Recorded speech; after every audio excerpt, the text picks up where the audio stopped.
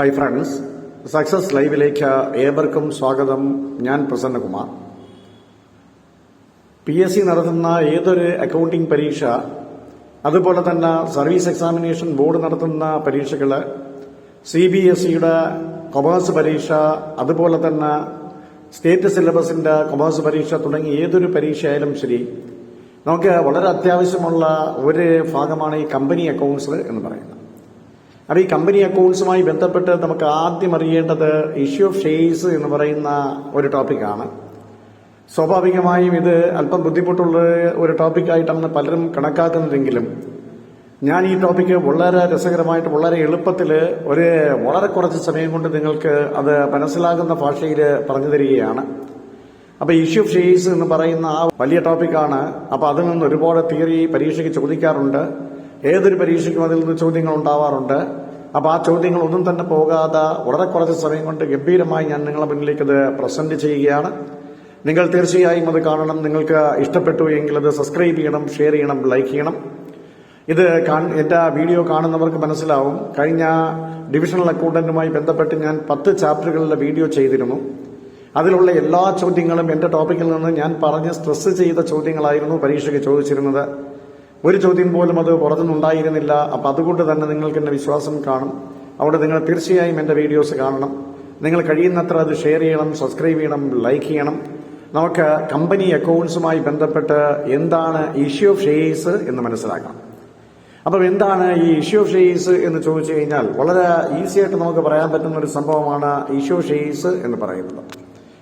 അപ്പോൾ issue of ഷെയർസുമായി ബന്ധപ്പെട്ട് നമുക്ക് ആദ്യം അറിയേണ്ടത് എന്താണ് ഈ ഷെയറുകൾ എന്നറിയണം. What you mean by share? ഒരു സോൾ ട്രേഡിംഗ് കൺസേൺ ആകുമ്പം സോൾ ട്രേഡിംഗ് കൺസേണിനെ സംബന്ധിച്ചിടത്തോളം അതിന്റെ ക്യാപിറ്റൽ എന്ന് പറയുന്നത് സോൾ ട്രേഡ് കോൺട്രിബ്യൂട്ട് ചെയ്യും. So the entire capital of a sole trading concern is contributed by the sole trader himself. So in case of a partnership, the capital is contributed by the partners himself.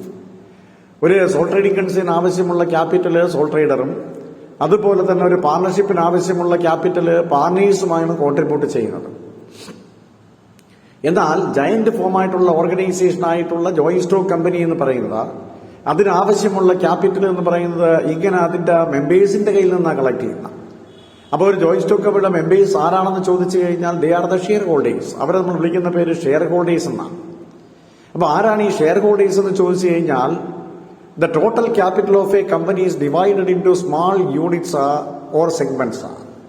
ഒരു company തുടങ്ങാൻ ആവശ്യമായ capital എത്രയാണോ ആ ക്യാപിറ്റലിന് വളരെ വളരെ ചെറിയ യൂണിറ്റുകളായിട്ട് നമ്മൾ divide ചെയ്യുന്നു. അതാണ് ഞാൻ പറഞ്ഞ the total capital of a company is divided to small unit and each unit is called a share.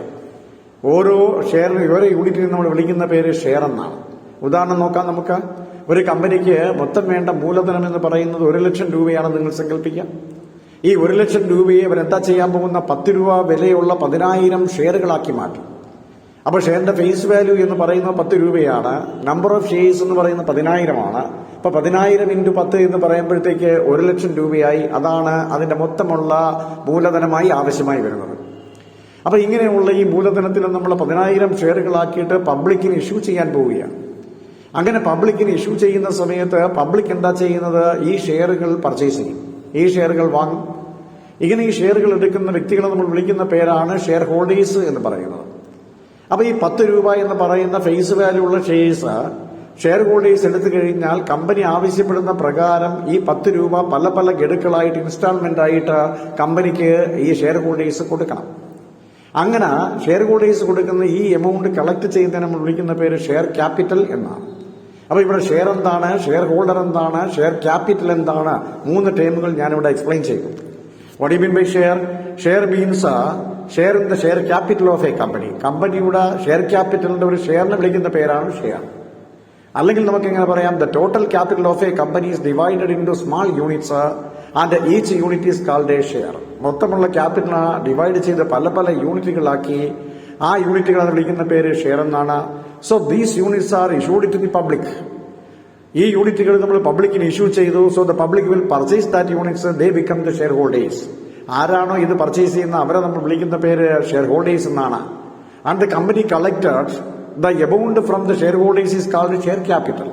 അങ്ങനെ കമ്പനി കളക്ട് ചെയ്തെടുക്കുന്ന ഷെയർ ഹോൾഡേഴ്സിന്റെ കയ്യിൽ നിന്ന് കമ്പനി കളക്ട് ചെയ്തെടുക്കുന്ന ആ എമൗണ്ടിനെ വിളിക്കുന്ന പേര് ഷെയർ ക്യാപിറ്റൽ എന്നാണ്. ആ എമൗണ്ട് ആണ് ഒരു കമ്പനിയുടെ മൂലധനം എന്ന് നമ്മൾ പറയുന്നത്. അങ്ങനെ മാത്രമേ ഒരു കമ്പനിക്ക് ക്യാപിറ്റൽ കളക്ട് ചെയ്യാൻ കഴിയുകയുള്ളൂ.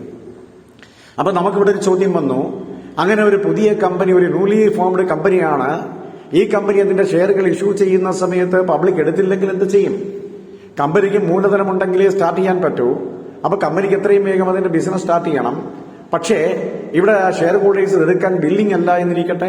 അങ്ങനെ വന്നു കഴിഞ്ഞാൽ നമുക്ക് അതിന് ഓൾട്ടർനേറ്റീവ് മെത്തേഡുകളുണ്ട്. അതെന്താണെന്ന് ചോദിച്ചു കഴിഞ്ഞാൽ മാർക്കറ്റിൽ തന്നെ നമുക്ക് അണ്ടർ റൈറ്റേഴ്സ് ഉണ്ട്. മാർക്കറ്റിൽ വേറെ ചില ഏജൻസികളുണ്ട്, അവരെ നമ്മൾ വിളിക്കുന്ന പേര് അണ്ടർ റൈറ്റേഴ്സ് എന്നാണ്. അപ്പൊ അവരെന്ത് ചെയ്യും? ഈ കമ്പനിയുടെ ഷെയറുകൾ മൊത്തത്തിൽ പർച്ചേസ് ചെയ്യും. അത് നമ്മൾ വിളിക്കുന്ന പേര് ഔട്ട് റൈറ്റ് പർച്ചേസ് എന്നാണ്. അപ്പൊ ഈ കമ്പനിയുടെ മൊത്തം ഷെയർസിന് ഈ പറഞ്ഞിരിക്കുന്ന ഏജൻസികൾ, അണ്ടർ റൈറ്റിംഗ് ഏജൻസികൾ എന്ത് ചെയ്യും? ഔട്ട് റൈറ്റ് പർച്ചേസ് ചെയ്യും. ഒരു ഫിക്സഡ് എമൗണ്ട് അങ്ങ് വാങ്ങും. വാങ്ങിയിട്ട് അവർ മൊത്തമായിട്ട് ഷെയർ ക്യാപിറ്റൽ അല്ലെങ്കിൽ ആ മൂലധനം കമ്പനിക്ക് കൊടുക്കും. കമ്പനി അതുകൊണ്ട് ബിസിനസ് സ്റ്റാർട്ട് ചെയ്യും. എപ്പോഴാണോ കമ്പനി ഫ്ലറിഷ് ചെയ്യുന്നത് ആ സമയത്ത് അവരെന്ത് ചെയ്യും? ആ ഫേസ് വാല്യൂ കൂട്ടി ഷെയറുകൾ മാർക്കറ്റിൽ ഇഷ്യൂ ചെയ്യും.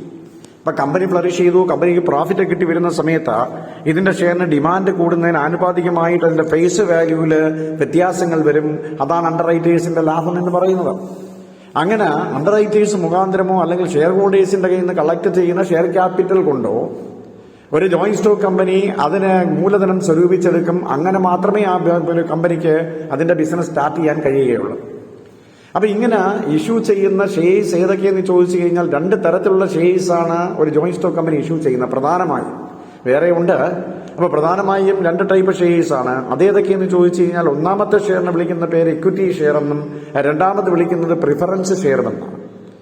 അപ്പം എന്താണ് ഇക്വിറ്റി ഷെയർ, എന്താണ് പ്രിഫറൻസ് ഷെയർ, അത് നമുക്ക് വ്യക്തമായിട്ട് അറിയണം. What you mean by preference share? അപ്പൊ പ്രിഫറൻസ് ഷെയർസ് എന്താണെന്ന് ചോദിച്ചാൽ it is very clear in its name. അതിന്റെ പേരിൽ തന്നെ വ്യക്തമാണ് പ്രിഫറൻസ് ഷെയർസ്. അവർക്ക് ചില പ്രത്യേക റൈറ്റുകളുണ്ട്, പ്രത്യേക പ്രിഫറൻസ് ഉണ്ട്. അതേതൊക്കെയാണ് ഈ പ്രിഫറൻസ് എന്ന് ചോദിച്ചു കഴിഞ്ഞാൽ ഒന്നാമത്തെ പ്രിഫറൻസ് എന്ന് പറയുന്നത് they have a preference to get dividend at the time of declaring the dividend. Dividend company declare ചെയ്ത് കൊടുക്കുന്ന സമയത്ത് ആദ്യം കിട്ടാൻ അവകാശമുള്ളവരെയാണ് നമ്മൾ എന്ത് വിളിക്കുക? പ്രിഫറൻസ് ഷെയർ ഹോൾഡേഴ്സ് എന്ന് വിളിക്കുന്നത്. So the preference share holders have a right to get dividend. അവർക്ക് ആദ്യമേ ഡിവിഡൻഡ് കിട്ടാനുള്ള അവകാശമുണ്ട്. ഫസ്റ്റ് ടു ഗെറ്റ് ഡിവിഡൻഡ്, അവർക്ക് ആദ്യം ഡിവിഡൻഡ് കിട്ടാനുള്ള അവകാശമുള്ളവരാണ് പ്രിഫറൻസ് ഷെയർ ഹോൾഡേഴ്സ് എന്ന് പറയുന്നത്. ഇനി രണ്ടാമത്തെ കേസിൽ കമ്പനി വൈൻഡപ്പ് ചെയ്യുന്ന സമയത്ത്, കമ്പനി ഡിസോൾവ് ചെയ്യുന്ന സമയത്ത്, ആ വൈൻഡിംഗ് അപ്പ് സമയത്ത് ആദ്യം ക്യാപിറ്റൽ തിരിച്ചു കിട്ടാൻ പ്രിഫറൻസ് ഉള്ളവരെയാണ് നമ്മൾ പ്രിഫറൻസ് ഷെയർ ഹോൾഡേഴ്സ് എന്ന് വിളിക്കുന്നത്. So the preference share holders have 2 preferential right. അതേതൊക്കെയെന്ന് ചോദിച്ചു കഴിഞ്ഞാൽ they have a preferential right to get dividend at the time of giving dividend. Company declare ചെയ്യുന്ന സമയത്ത്, കൊടുക്കുന്ന സമയത്ത് ഡിവിഡൻഡ് ആദ്യം കിട്ടാൻ അവകാശമുള്ളവര്. അതോടൊപ്പം തന്നെ കമ്പനി വൈൻഡിംഗ് അപ്പ് സമയത്ത് ക്യാപിറ്റൽ തിരിച്ചു കൊടുക്കുന്ന സമയത്ത് they have a preference to get capital. അവർക്ക് ക്യാപിറ്റൽ തിരിച്ചു കിട്ടാൻ ആദ്യം കിട്ടാൻ അവകാശമുള്ളവര്. ഈ 2 പ്രിഫറൻഷ്യൽ റൈറ്റ് ഉള്ളവരെ വിളിക്കുന്ന പേരാണ് പ്രിഫറൻസ് ഷെയർ ഹോൾഡേഴ്സ്. അപ്പൊ ആരാണ് ഇക്വിറ്റി ഷെയർ ഹോൾഡേഴ്സ് എന്ന് പറയുന്നത്? ഇങ്ങനെ പ്രിഫറൻസ് ഇല്ലാത്തവരെ വിളിക്കുന്ന പേര് ഇക്വിറ്റി ഷെയർ ഹോൾഡേഴ്സ് എന്നാണ്. So the equity share holders have no preferential right. അവർക്ക് പ്രിഫറൻഷ്യൽ റൈറ്റ് ഇല്ല. അവർക്ക് ഡിവിഡൻഡ് കിട്ടുന്ന സമയത്ത് ഡിവിഡൻഡ് കിട്ടാൻ ഫസ്റ്റിൽ കിട്ടാൻ അവകാശമില്ല. അതുപോലെ ക്യാപിറ്റൽ തിരിച്ചു കൊടുക്കുന്ന സമയത്ത് ആദ്യം ക്യാപിറ്റൽ തിരിച്ചു കിട്ടാൻ അവകാശമില്ല. ഈ 2 പ്രിഫറൻസ് ഇല്ലാത്തവരെ വിളിക്കുന്ന പേര് ഇക്വിറ്റി ഷെയർ ഹോൾഡേഴ്സ് എന്നാണ്. അപ്പൊ ഇക്വിറ്റി ഷെയർ ഹോൾഡേഴ്സിനെ സംബന്ധിച്ചിടത്തോളം അവര് റെസിഡ്യൂൽ ഓണേഴ്സ് ആണ്. റെസിഡ്യൂൽ ഓണേഴ്സ് എന്ന് പറഞ്ഞാൽ നമുക്കറിയാലോ, അത് അവരാണ് കമ്പനിയുടെ യഥാർത്ഥ ഓണേഴ്സ് എന്ന് പറയുന്നത്. എല്ലാവർക്കും കൊടുത്തതിന് ശേഷം മാത്രം ഡിവിഡൻഡ് കിട്ടുന്ന ആൾക്കാരാണ് equity share holders. They become residual owners. അവർ റിയൽ ഓണേഴ്സ് ആണ്. അപ്പൊ അവരാണ് കമ്പനിയുടെ മാനേജ്മെന്റ്. അപ്പൊ അതുകൊണ്ട് അവർക്ക് വോട്ടിംഗ് റൈറ്റ് ഉണ്ട്. Preference share holders voting right ഇല്ല. പ്രിഫറൻസ് ഷെയർ ഹോൾഡേഴ്സ് എന്ന് പറയുന്നത് ഔട്ട്സൈഡേഴ്സ് ആണ്. അവർ ക്രെഡിറ്റേഴ്സിനെ പോലെയാണ്. അവരെ സംബന്ധിച്ചിടത്തോളം അവർക്ക് വോട്ടിംഗ് റൈറ്റ് ഇല്ല. അതേസമയം ഇക്വിറ്റി ഷെയർ ഹോൾഡേഴ്സ് എന്ന് പറയുന്നത് they are the residual owners. They are the real owners of the company. So they have voting right. അവർക്ക് അതുകൊണ്ട് വോട്ടിംഗ് റൈറ്റ് ഉണ്ട്. എന്നാൽ പ്രിഫറൻസ് ഷെയർ ഹോൾഡേഴ്സിന് ഡിവിഡൻഡ് കളക്ട് ചെയ്യുന്ന സമയത്ത് ആദ്യം കിട്ടാൻ അവകാശമുണ്ട് എന്നേ ഉള്ളൂ. പക്ഷെ അവിടെ നമ്മൾ ഓർക്കണം, ഒരു പ്രിഫറൻസ് ഷെയർ ഹോൾഡറെ സംബന്ധിച്ചിടത്തോളം ഡിവിഡൻഡ് കിട്ടാൻ അവകാശമുണ്ടെങ്കിൽ പോലും അതൊരു ലീഗൽ റൈറ്റ് അല്ല. Dividend collection is not a legal right to the preference share holders. Company dividend declare ചെയ്യുന്ന സമയത്ത് ഡിവിഡൻഡ് കിട്ടാൻ അവകാശമുണ്ട്. അല്ലാതെ ഒരു കാരണവശാലും കോടതി പോയിട്ട് ഡിവിഡൻഡ് വേണമെന്ന് ക്ലെയിം ചെയ്ത് വാങ്ങാനുള്ള അധികാരം ആർക്കില്ല? Preference share ഹോൾഡേഴ്സിനില്ല. എപ്പോഴാണോ ഡിവിഡന്റ് കൊടുക്കുന്നത് ആ സമയത്ത് ഡിവിഡന്റ് ആദ്യം കിട്ടാൻ അവകാശമുണ്ട് എന്ന് പറയുന്നവരാണ് പ്രിഫറൻസ് ഷെയർ ഹോൾഡേഴ്സ് എന്ന് പറയുന്നത്. അങ്ങനെ ഇക്വിറ്റി ഷെയർ ഹോൾഡേഴ്സ് ആവട്ടെ, പ്രിഫറൻസ് ഷെയർ ഹോൾഡേഴ്സ് ആവട്ടെ, അപ്പൊ ഇവരുടെ കയ്യിൽ നിന്ന് കിട്ടുന്ന ക്യാപിറ്റലായ ഷെയർ ക്യാപിറ്റൽ കൊണ്ടാണ് ഒരു ജോയിന്റ് സ്റ്റോക്ക് കമ്പനി എന്ത് ചെയ്യുന്നതിന്റെ ബിസിനസ് സ്റ്റാർട്ട് ചെയ്യുന്നത്.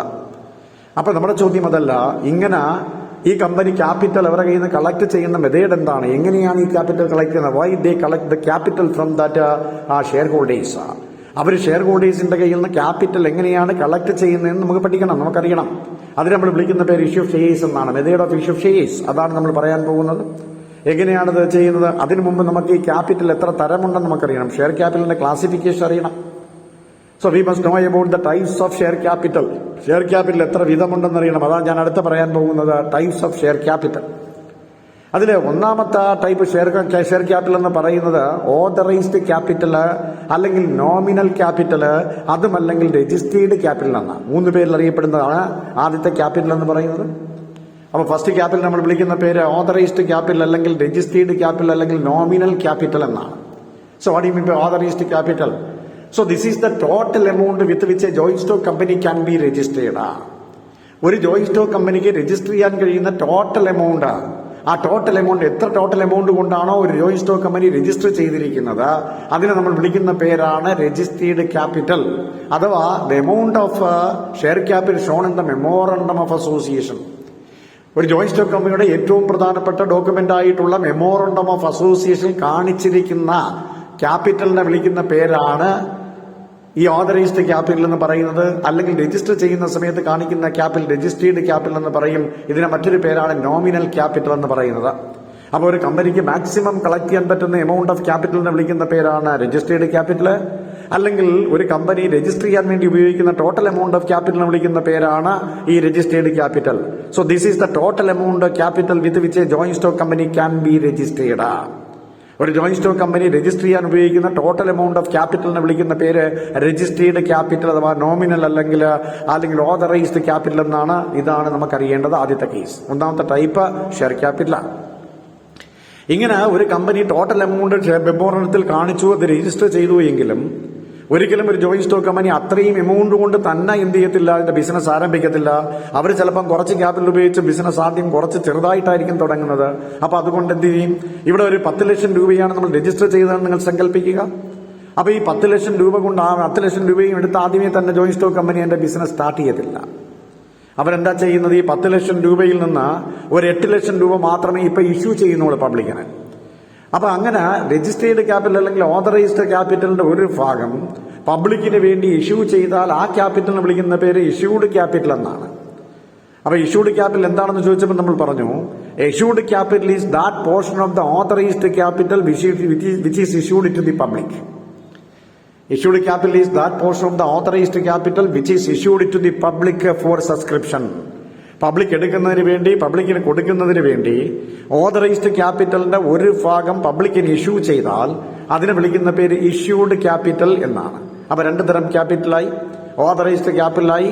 അതിന്റെ ഒരു ഭാഗം പബ്ലിക്കിന് ഇഷ്യൂ ചെയ്താൽ അതിനെ വിളിക്കുന്ന പേര് ഇഷ്യൂഡ് ക്യാപിറ്റൽ എന്നാണ്.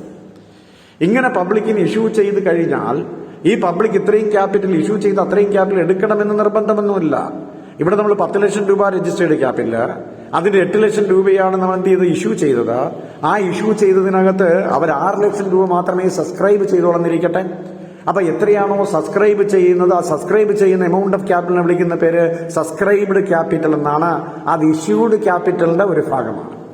So subscribed capital is that portion of the issued capital which is subscribed by the public. Public subscribe ചെയ്ത പോർഷൻ, ഇഷ്യൂ ചെയ്ത ക്യാപിറ്റലിന്റെ ഒരു പോർഷൻ പബ്ലിക് സബ്സ്ക്രൈബ് ചെയ്താൽ അതിനെ വിളിക്കുന്ന പേര് സബ്സ്ക്രൈബ്ഡ് ക്യാപിറ്റൽ എന്നാണ്.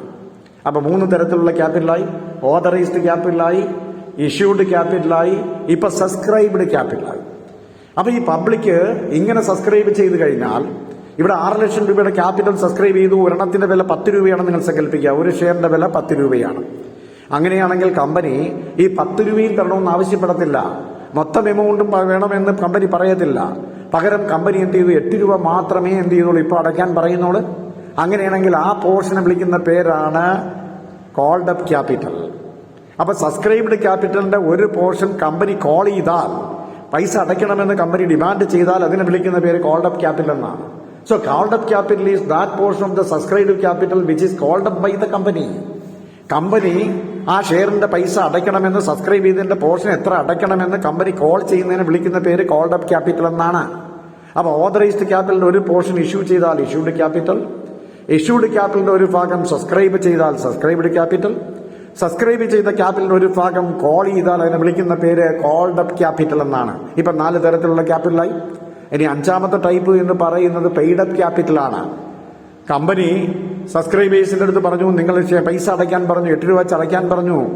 അങ്ങനെ ഇവർ അടയ്ക്കാൻ പറഞ്ഞാൽ എല്ലാവരും അത്രയും അടയ്ക്കണമെന്ന് നിർബന്ധമൊന്നുമില്ല. അപ്പൊ അടയ്ക്കുന്ന പോർഷൻ വിളിക്കുന്ന പേര് പെയ്ഡ് അപ്പ് ക്യാപിറ്റൽ എന്നാണ്. അപ്പൊ paid up capital called up ക്യാപിറ്റലിന്റെ ഒരു പോർഷനാണ്. So paid up capital is that portion of the called up capital which has already paid up by the shareholders. അത് ഷെയർ ഹോൾഡേഴ്സ് അടച്ചു തീർത്ത എമൗണ്ടിനെ വിളിക്കുന്ന പേര് പെയ്ഡ് അപ്പ് ക്യാപിറ്റൽ എന്നാണ്. അപ്പൊ അത് നമുക്ക് മനസ്സിലായി. അടച്ചു തീർത്ത എമൗണ്ട് ആ പോർഷൻ വിളിക്കുന്ന പേര് പെയ്ഡ് അപ്പ് ക്യാപിറ്റൽ എന്നാണ്. ഇപ്പൊ 5 തരത്തിലുള്ള ക്യാപിറ്റൽ നമ്മൾ പറഞ്ഞു. ഒരു കമ്പനിയുടെ മെമ്മോറണ്ടത്തിൽ കാണിക്കുന്ന രജിസ്റ്റർ ചെയ്യാൻ ഉപയോഗിക്കുന്ന ക്യാപിറ്റലിനെ വിളിക്കുന്ന പേര് രജിസ്റ്റേർഡ് ക്യാപിറ്റൽ എന്നാണ്.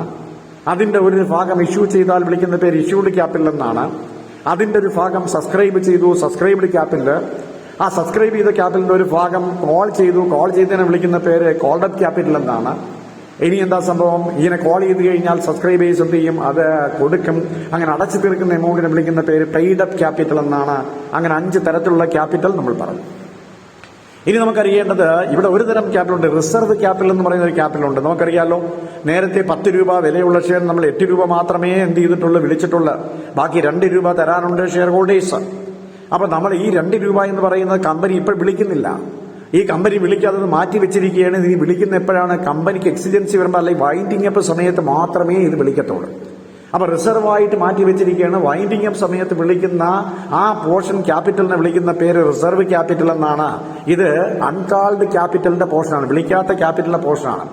അപ്പം എന്താണ് ഈ റിസർവ് ക്യാപിറ്റൽ എന്ന് പറയുന്നത്?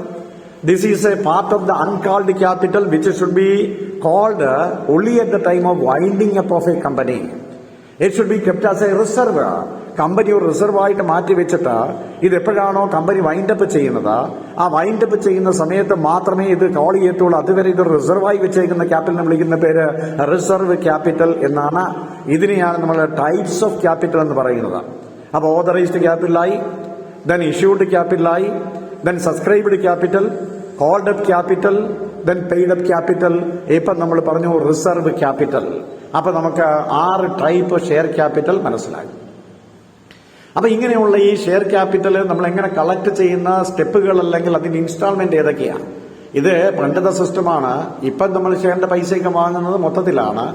ഇപ്പം എല്ലാം ഓൺലൈൻ ട്രേഡിംഗ് ആണ്. പക്ഷെ ഇപ്പോഴും നമ്മൾ പഠിക്കുന്നത് പഴയ സംവിധാനമാണ്. ഈ ഷെയറിന്റെ പൈസ കമ്പനി ഷെയർ ഹോൾഡേഴ്സിന്റെ കയ്യിൽ നിന്ന് കളക്ട് ചെയ്യുന്നത് ഇൻസ്റ്റാൾമെന്റ് ആയിട്ടാണ്. പല ഇൻസ്റ്റാൾമെന്റുകളായിട്ടാണ് കമ്പനി പബ്ലിക്കിന്റെ കയ്യിൽ നിന്ന് ഈ എമൗണ്ട് കളക്ട് ചെയ്യുന്നത്. അങ്ങനെ കളക്ട് ചെയ്യുന്ന ഇൻസ്റ്റാൾമെന്റുകൾ കോമൺ ആയിട്ട് 4 എണ്ണമാണ്.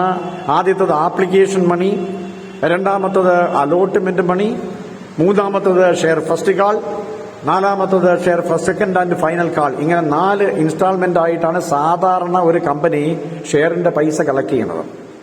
ഞാൻ പറഞ്ഞല്ലോ, ഇപ്പോഴും നമ്മൾ അങ്ങനെയല്ല. ഇപ്പൊ ഓൺലൈൻ ട്രേഡിംഗ് ആണ്. ഇപ്പൊ മൊത്തം പൈസ അടച്ചെങ്കിൽ മാത്രമേ നമുക്ക് ഷെയറുകൾ വാങ്ങാൻ പറ്റുകയുള്ളൂ. പക്ഷെ ഇത് നേരത്തെ സിസ്റ്റമാണ്. പക്ഷെ പഠിക്കേണ്ടത് നമ്മൾ ഇപ്പോഴും ഇങ്ങനെ തന്നെയാണ്. അതുകൊണ്ട് കമ്പനി പബ്ലിക്കിന്റെ കയ്യിൽ നിന്ന് ഷെയറുകളുടെ എമൗണ്ട് കളക്ട് ചെയ്യുന്നത് ഇങ്ങനെ ഇൻസ്റ്റാൾമെന്റ് ബേസിലാണ്. അപ്പൊ ആദ്യത്തെ ഇൻസ്റ്റാൾമെന്റ് നമ്മൾ വിളിക്കുന്ന പേര് ആപ്ലിക്കേഷൻ എന്നാണ്, ഷെയർ ആപ്ലിക്കേഷൻ. രണ്ടാമത്തെ ഇൻസ്റ്റാൾമെന്റിനെ വിളിക്കുന്ന പേര് ഷെയർ അലോട്ട്മെന്റ്. മൂന്നാമത്തേനെ വിളിക്കുന്ന പേര് ഷെയർ ഫസ്റ്റ് കാൾ. 4 എന്ന് പറയുന്നത് share second and final call ആണ്. അപ്പൊ ഇങ്ങനെ 4 രീതിയിലാണ്, 4 ഇൻസ്റ്റാൾമെന്റിലൂടെയാണ് ഷെയറിന്റെ എമൗണ്ട് കളക്ട് ചെയ്യുന്നത്. അപ്പൊ നമുക്ക് ഓരോ സ്റ്റെപ്പുകൾ ആരംഭിക്കാം. ഒന്നാമത്തെ കേസ് നോക്കാം. നമുക്ക് ഞാനൊരു എക്സാമ്പിൾ പറയാം. ഒരു കമ്പനിയെ സംബന്ധിച്ചിടത്തോളം ആ കമ്പനി 10,000 ഷെയറുകളാണ് ഇഷ്യൂ ചെയ്യുന്നത്. ഒരു ഷെയറിന്റെ വില 10 രൂപയാണ്. ഫേസ് വാല്യൂ എന്ന് പറയുന്നത് 10 രൂപയാണ്. അപ്പൊ ഇവരെങ്ങനെയാണ് ഇത് അടയ്ക്കേണ്ടതെന്ന് ചോദിച്ചപ്പോഴത്തേക്ക് പറഞ്ഞു 2 രൂപ ആപ്ലിക്കേഷൻ മണിയും 3 രൂപ അലോട്ട്മെന്റ് മണിയും, ആ 3 രൂപ ഫസ്റ്റ് കാളും 2 രൂപ സെക്കൻഡ് കാളുമാണ്. അങ്ങനെ 2 + 3, 2 + 3 + 3 + 2 എന്ന് പറയുന്ന 4 ഇൻസ്റ്റാൾമെന്റുകളായിട്ടാണ് ആ 10 രൂപ കമ്പനിക്ക് അടയ്ക്കേണ്ടത്. അപ്പൊ 10,000 ഷെയറുകളാണ് കമ്പനി ഇഷ്യൂ ചെയ്യുന്നത്. ഇങ്ങനെ കമ്പനി അതിന്റെ ഷെയറുകൾ ഇഷ്യൂ ചെയ്യുന്ന സമയത്ത് എന്ത് ചെയ്തിരിക്കണം? അതിന്റെ പ്രോസ്പെക്ടസ് കാണും. ആ കമ്പനിയുടെ കംപ്ലീറ്റ് ഡീറ്റെയിൽസും അതിന്റെ കംപ്ലീറ്റ് ഷെയറിന്റെ വിവരങ്ങളും അതോടൊപ്പം തന്നെ കമ്പനിയുടെ സ്റ്റൈൽ ഓഫ് ബിസിനസ് എല്ലാ വിവരങ്ങളും അടങ്ങിയ പ്രോസ്പെക്ടസ് ഉൾപ്പെടെയാണ്. അപ്പൊ ഈ പ്രോസ്പെക്ടസ് വെച്ചുകൊണ്ട് കമ്പനി എന്ത് ചെയ്യും? ഈ ഷെയറുകൾ ഇഷ്യൂ ചെയ്യും. അപ്പൊ ജനറൽ പബ്ലിക് എന്താ ചെയ്യുന്നത്? എല്ലാവരും ആപ്ലിക്കേഷൻ വാങ്ങും. 2 രൂപ കൊടുത്ത് ആപ്ലിക്കേഷൻ വാങ്ങിച്ച് ഷെയറിന് ആപ്ലിക്കേഷൻ കമ്പനിയിലേക്ക് സബ്മിറ്റ് ചെയ്യും. അതിന്റെ അർത്ഥം ഒരു ആപ്ലിക്കേഷൻ 2 രൂപ വെച്ച് 10,000 ഷെയറിന് 2 രൂപ വെച്ച് 20,000 രൂപ ഓൾറെഡി കമ്പനിക്ക് കിട്ടിക്കഴിഞ്ഞു. അപ്പൊ ഓൾറെഡി കമ്പനിക്ക് 10,000 ഗുണം 2 എന്ന് പറയുന്ന ആപ്ലിക്കേഷൻ മണിയായിട്ട് കമ്പനിക്ക് കിട്ടിക്കഴിഞ്ഞു. അങ്ങനെ കമ്പനിക്ക് കിട്ടിക്കഴിയുമ്പോഴത്തേക്ക് അവിടെ മുതൽ കമ്പനി റെക്കോർഡ് ചെയ്ത് തുടങ്ങും. അതിന്റെ അക്കൗണ്ട് കീപ്പ് ചെയ്ത് തുടങ്ങും. അങ്ങനെ അക്കൗണ്ട് റെക്കോർഡ് ചെയ്ത് തുടങ്ങും. അപ്പൊ ഇവിടെ എന്താ സംഭവിക്കുക? ഷെയർ ആപ്ലിക്കേഷനായിട്ട് 20,000 രൂപ കിട്ടിയിട്ടുണ്ട്. അപ്പൊ ഇവിടെ നമുക്ക് ഒരു ജേണൽ എൻട്രി ഫോം ചെയ്യും. ഈ ജേണൽ എൻട്രി ഫോം ചെയ്യുന്നതിന് വേണ്ടി നമ്മൾ വേറെ റൂളുകളൊന്നും നോക്കണ്ട. വളരെ സിമ്പിളായിട്ട് ടെക്നിക്ക് ഞാൻ പറഞ്ഞുതരാം. ഇവിടെ എന്താ ചെയ്യുന്നത്? നമ്മൾ കമ്പനിയുടെ അക്കൗണ്ടാണ് മെയിൻറ്റെയിൻ ചെയ്യുന്നത്. അപ്പൊ ഷെയർ ഇഷ്യൂ ചെയ്ത് ആപ്ലിക്കേഷൻ മണി കിട്ടുമ്പോൾ കമ്പനിയായ നമ്മൾ എങ്ങനെ ചിന്തിക്കും? ഈ 10,000 ഗുണം 2 എന്ന് പറയുന്ന 20,000 രൂപ കമ്പനിക്ക് കിട്ടി. അപ്പൊ റിസീവിംഗ് എലമെന്റ് എന്ന് പറയുന്നത് അവിടെ ക്യാഷാണ്. അപ്പൊ റിസീവിംഗ് എലമെന്റ് ക്യാഷാണ്. ഇനി എന്തായിട്ടാണ് തരുന്നത്? നമുക്ക് ഷെയർ ആപ്ലിക്കേഷൻ ആയിട്ടാണ്. ഇവിടെ നമുക്കൊരു റൂളുണ്ട്. എന്താണോ കിട്ടുന്നത് അതിനെ ഡെബിറ്റ് ചെയ്യണം, എന്തായിട്ട് കിട്ടുന്നുവോ അതിനെ ക്രെഡിറ്റ് ചെയ്യണം. നമുക്ക് അങ്ങനെ റൂൾ ഉണ്ടാക്കാം. എന്ത് കിട്ടുന്നുവോ ഡെബിറ്റ് ചെയ്യണം, അല്ലെങ്കിൽ റിസീവിംഗ് എലമെന്റിനെ ഡെബിറ്റ് ചെയ്യണം. ഇവിടെ ക്യാഷാണ് റിസീവിംഗ് എലമെന്റ്. അപ്പൊ അതിനെ നമുക്ക് എന്ത് ചെയ്യാം? ഡെബിറ്റ് ചെയ്യാം. ഇനി എന്തിനു വേണ്ടി ചെയ്ത് കൊടുക്കുന്ന ഗിവിംഗ് എലമെന്റ് ഷെയർ ആപ്ലിക്കേഷൻ ആയിട്ടാണ്. അപ്പൊ അതുകൊണ്ട് നമുക്ക് ഇവിടെ ജേണൽ എൻട്രി ഫോം ചെയ്യാം. റിസീവിംഗ് എലമെന്റായ ക്യാഷിനെ ഡെബിറ്റ് ചെയ്തു. Cash account debtor to share application എന്ന് പറയുന്ന ഒരു ജേണൽ എൻട്രി വന്നു. Cash account debtor to share application എന്ന് പറയുന്ന ഒരു ജേണൽ എൻട്രി കൃത്യമായി വന്നു. ഇവിടെ നമ്മളെല്ലാം ബാങ്കിലൂടെയാണ് ചെയ്യുന്നതിന്. ക്യാഷിന് പകരം നമ്മൾ ബാങ്ക് കൊടുത്തു. അപ്പൊ ജേണൽ എൻട്രി ഇങ്ങനെ ഒന്ന് മാറ്റി. Bank account debtor to share application എന്ന് journal entry. Bank account debtor to share application, അങ്ങനെ ഒരു ജേണൽ എൻട്രി നമ്മൾ ആദ്യമേ തന്നെ എഴുതി. അപ്പൊ നമുക്ക് പൈസ കിട്ടി, ഷെയർ ആപ്ലിക്കേഷനായിട്ട് കിട്ടി. ഇതാണ് ആദ്യത്തെ ഇൻസ്റ്റാൾമെന്റ് ജേണൽ എൻട്രി. പക്ഷെ ഒരു കാര്യം ഓർക്കണം, നമ്മൾ എന്തിനു വേണ്ടിയിട്ടാണ് ഈ ഷെയർ ആപ്ലിക്കേഷൻ മണി റിസീവ് ചെയ്തത്? ഷെയർ ക്യാപിറ്റൽ സമാഹരിക്കാനാണ്. അപ്പൊ കിട്ടുന്ന എമൗണ്ടുകൾ മൊത്തവും നമ്മൾ ഷെയർ ക്യാപിറ്റലിലേക്ക് ട്രാൻസ്ഫർ ചെയ്യണം. എപ്പോഴാണോ നമുക്ക് എമൗണ്ട് കിട്ടുന്നത് അപ്പോൾ തന്നെ നമ്മൾ ഷെയർ ക്യാപിറ്റലിലേക്ക് ഇത് ട്രാൻസ്ഫർ ചെയ്യണം. എവിടെയാണ് കിടക്കുന്ന? ഷെയർ ആപ്ലിക്കേഷനിലാണ് ഈ എമൗണ്ട് കിടക്കുന്നത്. അതുകൊണ്ട് തന്നെ നമ്മൾ ഉടൻ തന്നെ എന്ത് ചെയ്യണം? ഈ ഷെയർ ആപ്ലിക്കേഷനിൽ കിടക്കുന്ന എമൗണ്ട് ഷെയർ ക്യാപിറ്റലിലേക്ക് ട്രാൻസ്ഫർ ചെയ്യണം. ഒരു അക്കൗണ്ടിൽ നിന്ന് മറ്റൊരു അക്കൗണ്ടിലേക്ക് ട്രാൻസ്ഫർ ചെയ്യണം. അപ്പൊ ഏത് അക്കൗണ്ടിൽ നിന്ന് മാറ്റുന്നുവോ ഡെബിറ്റ് ചെയ്യണം, ഏത് അക്കൗണ്ടിലേക്ക് മാറ്റുന്നുവോ ക്രെഡിറ്റ് ചെയ്യണം. ഇവിടെ നമ്മൾ ഷെയർ ആപ്ലിക്കേഷനിൽ നിന്നാണ് മാറ്റുന്നത്, അതിനെ ഡെബിറ്റ് ചെയ്യണം. ഷെയർ ക്യാപിറ്റലിലേക്കാണ് മാറ്റുന്നത്, അതിനെ ക്രെഡിറ്റ് ചെയ്യണം. അപ്പൊ journal entry share application account debtor to share capital എന്നാണ്. Share application account debtor to share capital എന്നാണ് നമ്മൾ ട്രാൻസ്ഫർ ചെയ്യുന്ന എൻട്രി. അപ്പൊ ഇവിടെ ഷെയർ ക്യാപിറ്റലിലേക്ക് അത്ര എമൗണ്ട് കിട്ടിക്കഴിഞ്ഞു. ഇപ്പൊ നമ്മൾ 20,000 രൂപ ഷെയർ ക്യാപിറ്റലിൽ സമാഹരിച്ചു കഴിഞ്ഞു. അപ്പൊ ഷെയർ ആപ്ലിക്കേഷൻ എന്ന് പറയുന്ന ഇൻസ്റ്റാൾമെന്റ് വരുമ്പോൾ 2 ജേണൽ എൻട്രി ഉണ്ട്. ആപ്ലിക്കേഷൻ മണി റിസീവ് ചെയ്തു. When application money is received, application money receive ചെയ്തു. Journal entry bank account debtor share application. അത് ഷെയർ ക്യാപിറ്റലിലേക്ക് ട്രാൻസ്ഫർ ചെയ്തു. Share application account debtor to share capital. അപ്പൊ 2 ജേണൽ എൻട്രി വന്നു. Bank account debtor share application, then share application account debtor to share capital. അതാണ് ഒന്നാമത്തെ instalment എന്ന് പറയുന്നത്. ഇവിടെ നോക്കൂ, നിങ്ങൾ ആപ്ലിക്കേഷൻ മണിക്ക് ആപ്ലിക്കേഷൻ അയക്കാൻ പറയുമ്പോൾ നമ്മളോട് ചോദിക്കാതെ തന്നെ അവർ ആദ്യമേ തന്നെ ആപ്ലിക്കേഷൻ അയക്കുകയാണ്. പക്ഷേ ഇങ്ങനെ കമ്പനിക്ക് ആപ്ലിക്കേഷൻ കിട്ടിക്കഴിഞ്ഞാൽ ഇനി കമ്പനി തീരുമാനിക്കും ആർക്കൊക്കെയാണ് ഷെയർ കൊടുക്കേണ്ടതെന്ന്. അങ്ങനെ ആർക്കൊക്കെയാണ് ഷെയർ കൊടുക്കേണ്ടതെന്ന് തീരുമാനിക്കുന്ന പ്രോസസ്സിനെ വിളിക്കുന്ന പേര് അലോട്ട്മെന്റ് എന്നാണ്. ഷെയർ അലോട്ട്മെന്റ് ആണ്. അതാണ് രണ്ടാമത്തെ ഇൻസ്റ്റാൾമെന്റ്, ഷെയർ അലോട്ട്മെന്റ്. അപ്പൊ ഇനി നമ്മൾ കമ്പനി എന്ത് ചെയ്യും? ആർക്കൊക്കെയാണ് ഈ ഷെയർ അലോട്ട് ചെയ്തത് എന്ന് നമ്മൾ അവരെ ഇൻഫോം ചെയ്യും. എന്ന് പറഞ്ഞാൽ ഷെയർ ക്യാപിറ്റലിലേക്ക് നിങ്ങൾ ഷെയർ അലോട്ട്മെന്റായിട്ട് ഇത്ര എമൗണ്ട് തരണമെന്നാണ് എന്ന് അവർ ഇനി ഇൻഫോം ചെയ്തിട്ടേ റിസീവ് ചെയ്യത്തുള്ളൂ.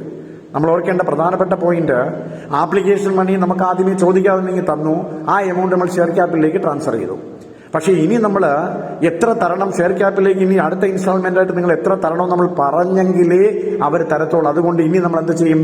ഷെയർ ക്യാപിറ്റലിലേക്ക് ആദ്യം ട്രാൻസ്ഫർ ചെയ്യണം, പിന്നെ റിസീവ് ചെയ്യണം. അവരെ നമ്മൾ അറിയിക്കണം ഷെയർ ക്യാപിറ്റലിലേക്ക് ഇത്ര പൈസ തരണമെന്ന് പറഞ്ഞിട്ടേ അവർ തരത്തുള്ളൂ. അതുകൊണ്ട് ഇവിടെ നമ്മൾ റിവേഴ്സ് ആണ് എൻട്രി.